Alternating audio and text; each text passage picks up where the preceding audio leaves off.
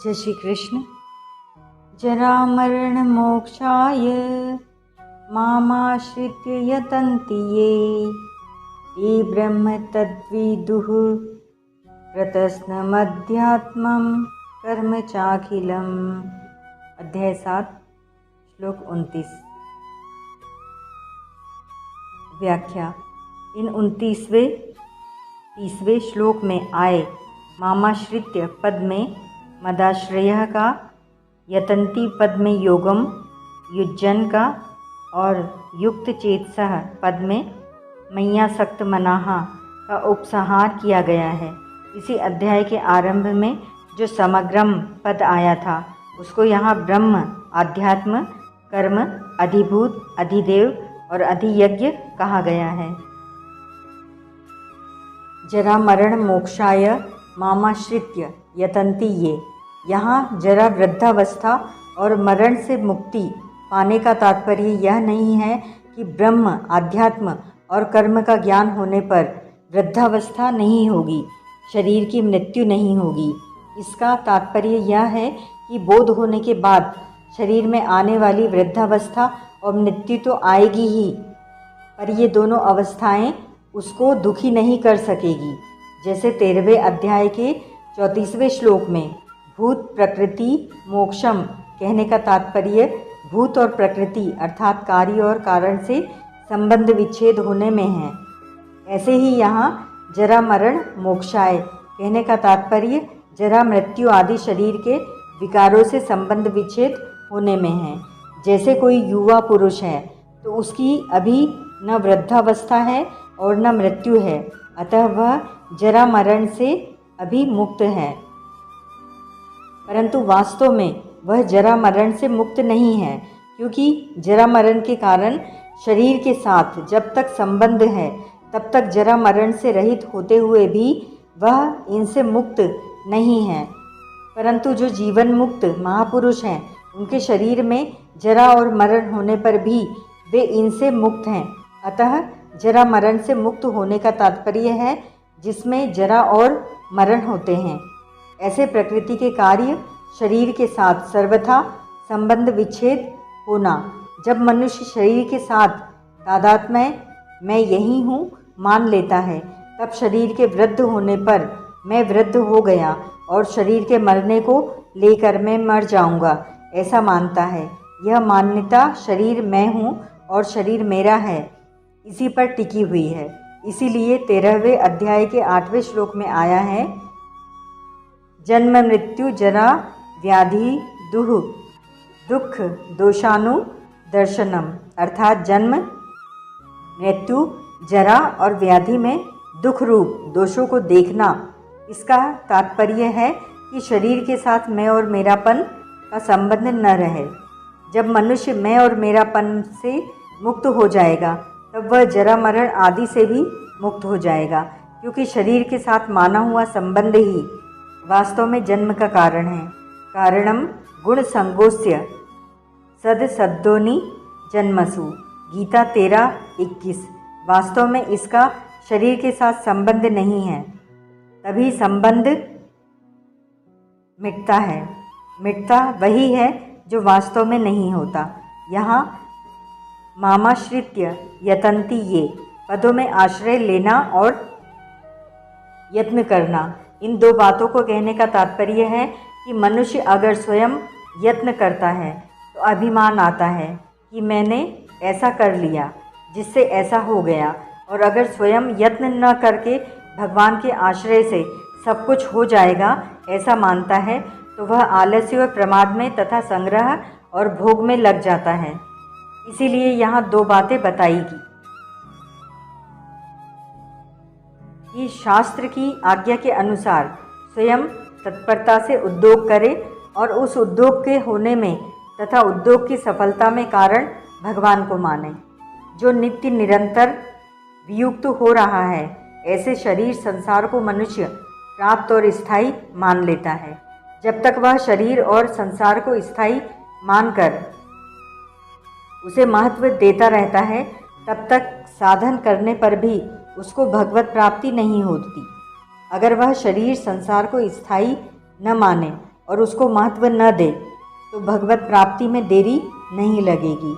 अतः इन दोनों बाधाओं को अर्थात शरीर, संसार की स्वतंत्र सत्ता को और महत्ता को विचारपूर्वक हटाना ही यत्न करना है।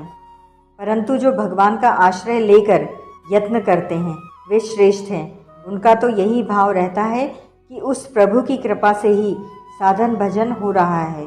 भगवान की कृपा का आश्रय लेने से और अपने बल का अभिमान न करने से वे भगवान के समग्र रूप को जान लेते हैं। जो भगवान का आश्रय न लेकर अपना कल्याण चाहते हुए उद्योग करते हैं उनको अपने अपने साधन के अनुसार भगवत स्वरूप का बोध तो हो जाता है, पर भगवान के समग्र रूप का बोध उनको नहीं होता। जैसे कोई प्राणायाम आदि के द्वारा योग का अभ्यास करता है तो उसको अणिमा महिमा आदि सिद्धियां मिलती हैं और उनसे ऊंचा उठने पर परमात्मा के निराकार स्वरूप का बोध होता है अथवा अपने स्वरूप में स्थिति होती है। ऐसे ही बौद्ध, जैन आदि संप्रदायों में चलने वाले जितने मनुष्य हैं जो कि ईश्वर को नहीं मानते, वे भी अपने अपने संप्रदाय के सिद्धांतों के अनुसार साधन करके असत्य जड़ रूप संसार से संबंध विच्छेद करके मुक्त हो जाते हैं। परंतु जो संसार से विमुख होकर भगवान का आश्रय लेकर यत्न करते हैं उनको भगवान के समग्र रूप का बोध होकर भगवत प्रेम की प्राप्ति हो जाती है। यह विलक्षणता बताने के लिए ही भगवान ने यहाँ मामाश्रित्य यतन्ति ये कहा है, ते ब्रह्म तत् विदुः। इस तरह से यत्न साधन करने पर वे मेरे स्वरूप को, यहाँ 28वें, 19वें और 30वें श्लोक में भगवान ने असम्मत शब्द माम का प्रयोग किया है, इसीलिए यहाँ व्याख्या में मेरा स्वरूप ऐसा अर्थ लिया है। अर्थात जो निर्गुण निराकार है, जो मन बुद्धि इंद्रियों आदि का विषय नहीं है, जो सामने नहीं है, शास्त्र जिसका परोक्ष रूप से वर्णन करते हैं, उस सच्चिदानंद घन ब्रह्म को जान जाते हैं। ब्रह्म के साथ तत् शब्द देने का तात्पर्य यह है कि प्रायः सभी तत् शब्द से कहे जाने वाले जिस परमात्मा को परोक्ष रूप से ही देखते हैं, ऐसे परमात्मा का भी वे साक्षात अपरोक्ष रूप से अनुभव कर लेते हैं। इस परमात्मा की सत्ता प्राणी मात्र में स्वतः सिद्ध है, कारण कि वह परमात्मा किसी देश में न हो, किसी समय में न हो, किसी वस्तु में न हो और किसी व्यक्ति में न हो। ऐसा नहीं है, प्रत्युत वह सब देश में है, सब समय में है, सब वस्तुओं में है और सब व्यक्तियों में है। ऐसा होने पर भी वह अप्राप्त क्यों दिखता है? जो पहले नहीं था बाद में नहीं रहेगा, अभी मौजूद रहते हुए भी प्रतिक्षण वियुक्त हो रहा है, अभाव में जा रहा है। ऐसे शरीर संसार की सत्ता और महत्ता स्वीकार कर ली, इसी से नित्य प्राप्त परमात्म तत्व अप्राप्त दिख रहा है। वे संपूर्ण आध्यात्म को जान जाते हैं, अर्थात संपूर्ण जीव तत्व से क्या है इस बात को वे जान जाते हैं। 15वें अध्याय के 10वें श्लोक में कहा है कि जीव के द्वारा एक शरीर को छोड़कर दूसरे शरीर को प्राप्त करने को विमूढ़ पुरुष नहीं जानते और ज्ञान चक्षु वाले जानते हैं। इसको जानने का तात्पर्य यह नहीं कि जीव कितने हैं, वे क्या क्या करते हैं और उनकी क्या क्या गति हो रही है, इसको जान जाते हैं। प्रत्युत आत्मा शरीर से अलग है, इसको तत्व से जान जाते हैं, अर्थात अनुभव कर लेते हैं। भगवान के आश्रय से साधक का जब क्रियाओं और पदार्थों से संबंध विच्छेद हो जाता है, तब वह आध्यात्म तत्व को अपने स्वरूप को जान जाता है।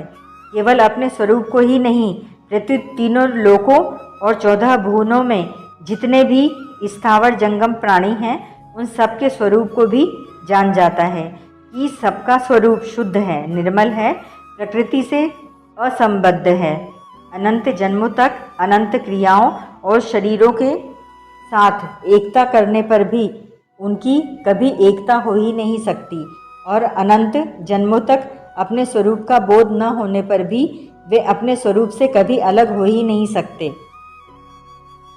ऐसा जानना संपूर्ण आध्यात्म तत्व को जानना है। कर्म चाखिलम विदुः वे संपूर्ण कर्मों के वास्तविक तत्व को जान जाते हैं, अर्थात सृष्टि की रचना क्यों होती है, कैसे होती है और भगवान कैसे करते हैं, इसको भी वे जान जाते हैं। जैसे भगवान ने चारों वर्णों की रचना की, उस रचना में जीवों के जो गुण और कर्म हैं, अर्थात उनके जैसे भाव हैं और उन्होंने जैसे कर्म किए हैं, उनके अनुसार ही शरीरों की रचना की गई है। उन वर्णों में जन्म होने में स्वयं भगवान की तरफ से कोई संबंध नहीं है, इसीलिए भगवान में कर्तृत्व नहीं है और फलेच्छा भी नहीं है। गीता चौथे अध्याय का 13वां श्लोक। तात्पर्य यह हुआ कि सृष्टि की रचना करते हुए भी भगवान कर्तृत्व और फलासक्ति से सर्वथा निर्लिप्त रहते हैं। ऐसे ही मनुष्य मात्रों को देश काल परिस्थिति के अनुरूप जो भी कर्तव्य कर्म प्राप्त हो जाए, उसे कर्तृत्व और फलासक्ति से रहित होकर करने से वह कर्म मनुष्य को बांधने वाला नहीं होता, अर्थात वह कर्म फलजनक नहीं बनता। तात्पर्य है कि कर्मों के साथ अपना कोई संबंध नहीं है।